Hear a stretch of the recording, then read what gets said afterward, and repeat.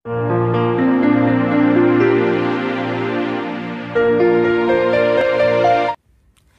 Guys, welcome to JE Multiverse YouTube channel.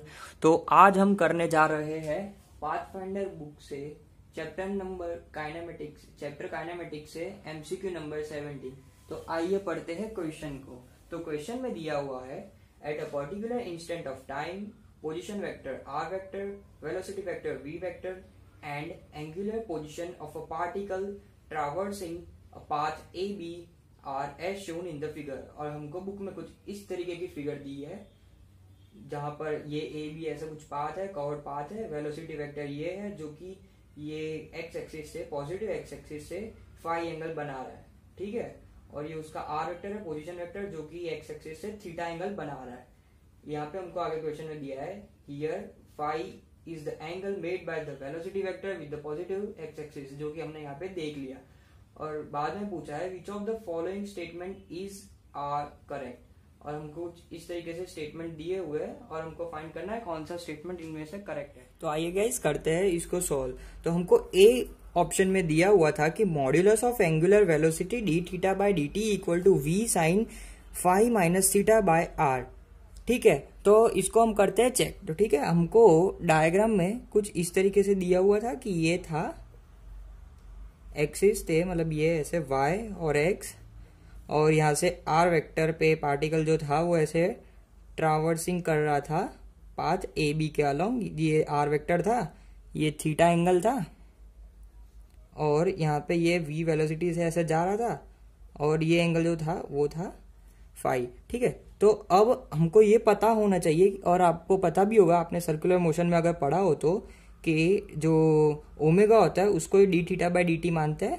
और इसकी value निकालने के लिए हमको सिंपली क्या करना होता है, v बाय आर।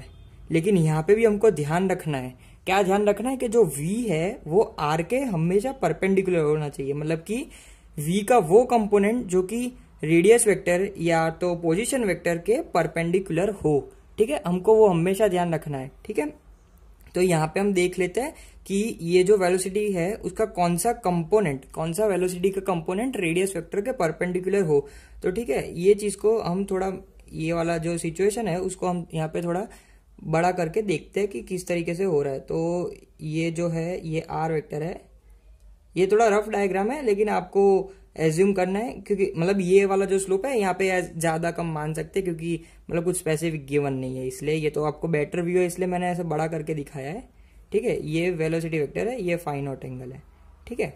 तो अब यहाँ पे हम इसको ऐसे एक्सटेंड कर देते हैं। क्या करते हैं, ये रेडियस वेक्टर था उसको थोड़ा डॉटेड लाइन से मैंने एक्सटेंड किया है, तो एग्जैक्ट आपको कौन सा कंपोनेंट है, एंगल क्या है पता चले, ठीक है। तो यहाँ से इसके मतलब ये वाला जो रेडियस वेक्टर है उसके मैंने मान लेते हैं ये कुछ परपेंडिकुलर यहाँ पे आता है, ठीक है। ऐसा कुछ रेडियस वेक्टर है, तो ये मान लेते हैं ये परपेंडिकुलर है, ठीक है। तो अब यहाँ से आपको एंगल का पता चल जाना चाहिए कि ये वाला जो है, मतलब ये और ये तो पैरेलल है। अगर ये परपेंडिकुलर लाइन है, ये वाली जो लाइन है ये ऐसे काटती है, ठीक है, इसको, ये इमेजिनरी लाइन को, तो ये अगर परपेंडिकुलर ये काटती है तो ये वाला जो पूरा एंगल हो जाएगा ये वाला, ठीक है। ये वाला क्या हो जाएगा, ये हो जाएगा थीटा। कैसे, ये पैरेलल लाइन की प्रॉपर्टी है, ये थीटा होगा तो ये भी थीटा ही हो जाएगा। ये परपेंडिकुलर है तो यहाँ वाला, ये वाला जो एंगल होगा ये वाला, वो कौन सा एंगल होगा, अगर ये एंगल मान लेते हैं, पहले तो हम मान लेते हैं कि ये कुछ अल्फा एंगल है, ठीक है। अल्फा एंगल है ऐसा मान लो, ठीक है। तो अल्फा प्लस 90 डिग्री, अल्फा ये वाला एंगल प्लस ये 90 डिग्री और ये प्लस थीटा, ये क्या फॉर्म करेंगे, ये पूरा वेलोसिटी का, ये पूरी जो वेलोसिटी है उसका यहाँ पे एक्स एक्सिस के साथ क्या एंगल है वो फॉर्म करेंगे। वो पूरा कितना है, फाई नॉट, ठीक है। तो यहाँ पे हम अल्फा और फाई नॉट और थीटा के बीच में रिलेशन निकाल सकते हैं। तो आ जाएगा alpha equal to phi minus 90 degree minus theta, ठीक है।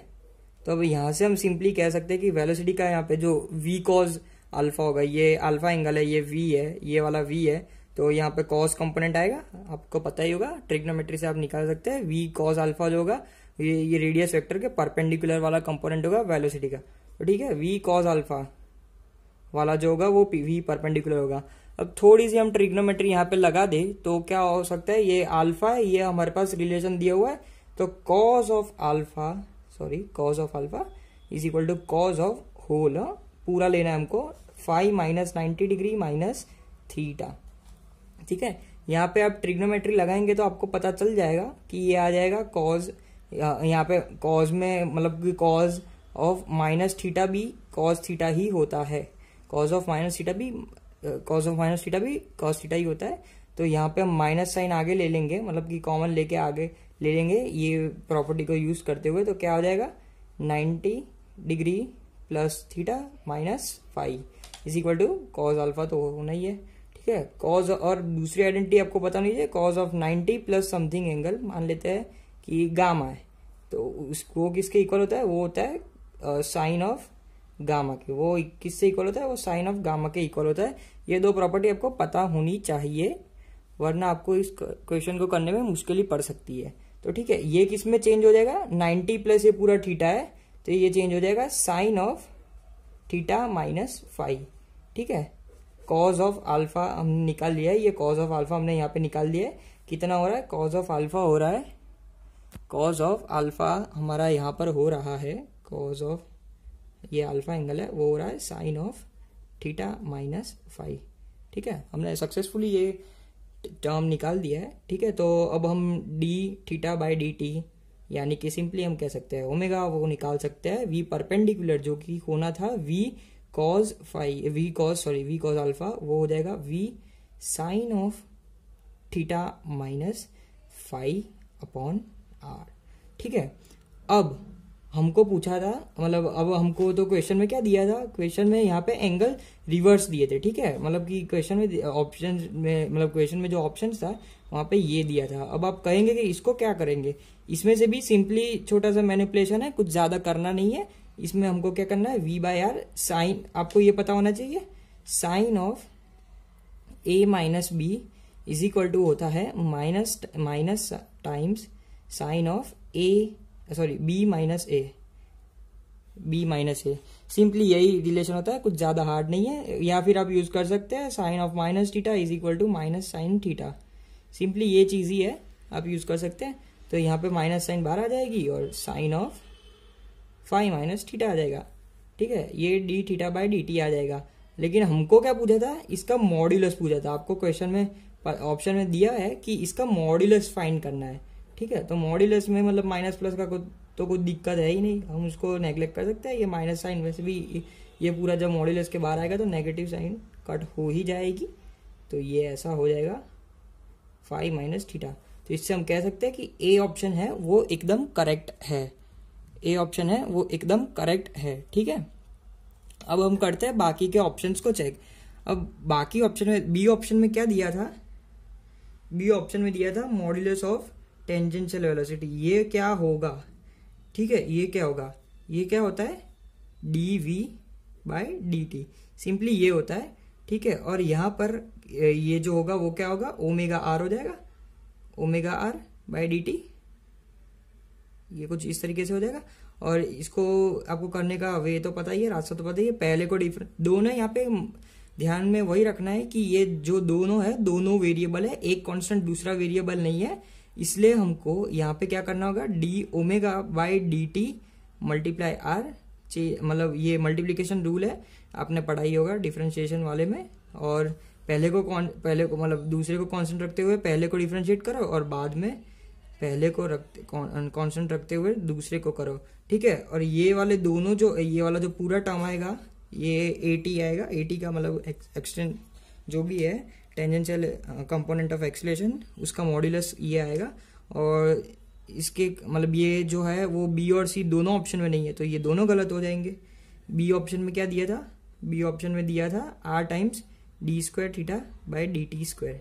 ठीक है, ये सिंपली आर अल्फा है जो कि नहीं है, हमारा एक्चुअल आंसर ये आएगा। लेकिन यहाँ पे कुछ बी ऑप्शन में ये दिया था और सी ऑप्शन में दिया था V D theta by D T, मतलब कि सिंपली ओमेगा वी, लेकिन यहाँ पे तो कुछ और ही चीज है, ये गलत हो जाएगा। ठीक है, तो अब हम करते हैं डी ऑप्शन को चेक कि डी ऑप्शन सही है या नहीं। ठीक है, अगर हम यहाँ पे डी ऑप्शन को चेक करते हैं तो डी ऑप्शन में कहा है कि modulus of normal component of acceleration वो क्या है, वो है D five by D T. इसको हमको चेक करना है ये सही है या नहीं है। ठीक है, तो अगर हम छोटे से टाइम पीरियड, यानी कि टाइम पीरियड कितना ले ले, dt ले ले, तो इतने छोटे टाइम में जो ओमेगा की वैल्यू है, ओमेगा की जो मॉड्यूलस है, मतलब कि मैग्नीट्यूड है ओमेगा का, वो चेंज नहीं होगा। छोटे टाइम के लिए ओमेगा हम कांस्टेंट मान सकते हैं, लेकिन जो ओमेगा का जो डायरेक्शन है, ओमेगा वेक्टर का, वो चेंज जरूर होगा। वो तो मतलब हर छोटे टाइम के लिए वो चेंज होता ही रहता है। ओके, यहाँ से हम कह सकते हैं कि अगर ओमेगा का मैग्नीट्यूड चेंज नहीं हो रहा तो जो वेलोसिटी है वो भी, मतलब वेलोसिटी का जो मैग्नीट्यूड है वो भी चेंज नहीं होगा। मतलब जो उसका मैग्नीट्यूड है वेलोसिटी का वो चेंज नहीं होगा, लेकिन उसकी डायरेक्शन जैसे कि ओमेगा की हो रही है वैसे उसकी डायरेक्शन भी चेंज जरूर होगी। जैसे कि इसका मतलब मैग्नीट्यूड नहीं हो रहा है ओमेगा तो वेलोसिटी भी नहीं होगी, लेकिन डायरेक्शन हो रहा है चेंज, तो वेलोसिटी का डायरेक्शन जरूर चेंज होगा। ठीक है, छोटे टाइम dt के लिए हम कंसिडर कर रहे हैं तो हम ये चीज़ ले सकते हैं। ठीक है, तो पहले जैसे कि इनिशियली वेलोसिटी कुछ इस डायरेक्शन में थी, v वेक्टर थी, आपको पता ही होगा, इसके साथ फाई नॉट एंगल बना रहा था। तो और आपको पता ही है कि ओमेगा कुछ मतलब इनिशियल डायग्राम में कुछ इस तरीके का था, तो इसका ओमेगा किस साइड आएगा, ये हमेशा इस साइड आएगा। ये एंगल धीरे धीरे बढ़ रहा है, वेलोसिटी इस डायरेक्शन में, तो देख सकते हैं कि ये जो एंगल है वो हमेशा बढ़ेगा। ठीक है, तो फाइनली छोटे टाइम dt टाइम के बाद ये छोटा सा एंगल बनेगा। कितना बनेगा, ये थीटा मतलब कि फाई था तो ये d फाई बन जाएगा, और ये भी v वेक्टर बनेगा। फाइनल वेलोसिटी v क्यों लिया मैंने कहा था उसका डायरेक्शन चेंज होगा लेकिन उसकी मैग्नीट्यूड चेंज नहीं होगी। डायरेक्शन उसका पहले ये था, ये हो गया। ठीक है, लेकिन उसकी मैग्नीट्यूड जो है वो उतनी की उतनी ही रही है। ठीक है, तो हम चेंज मान सकते हैं यहाँ पे। चेंज कितना हुआ, किसका चेंज, डायरेक्शन का चेंज कितना हुआ। ठीक है, या फिर ये हम ले सकते हैं, ये कितना होगा, चेंज होगा। आपने वेक्टर में पढ़ा ही होगा कि ये अगर v वेक्टर है, मतलब कि ये पहला वेक्टर है, ये दूसरा वेक्टर है, तो उनका डिफरेंस वाला जो वेक्टर होता है वो यही होता है। ठीक है, तो आपको आप ये निकाल सकते हैं, ये dv वेक्टर कितना होगा, मतलब कि चेंज वाला वेक्टर dv वेक्टर क्या होगा। ठीक है, ये हो जाएगा ये वेक्टर माइनस ये वेक्टर, दोनों का मैग्नीट्यूड सेम है लेकिन डायरेक्शन डिफरेंट है।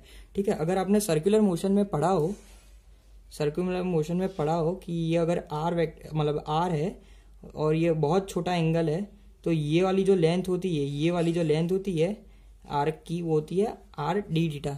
सेम चीज़ यहाँ पे अगर हम अप्लाई करें तो ये v है, ये छोटा सा एंगल है, तो ये वाली जो होगी वो क्या होगी, मतलब v टाइम्स d फाई। ठीक है, और नॉर्मल कंपोनेंट ऑफ एक्सीलरेशन होगा वो क्या होगा, simply dv by dt, simply यही हो जाएगा। और वो कितना होगा, v times d phi by dt। Okay, तो डी ऑप्शन भी सही हो जाएगा। अगर आपको हमारा सॉल्यूशन अच्छा लगा हो तो आप हमारे चैनल को सब्सक्राइब करें, वीडियो को लाइक करें और अपने फ्रेंड्स में शेयर करना ना भूलें। Thank you guys.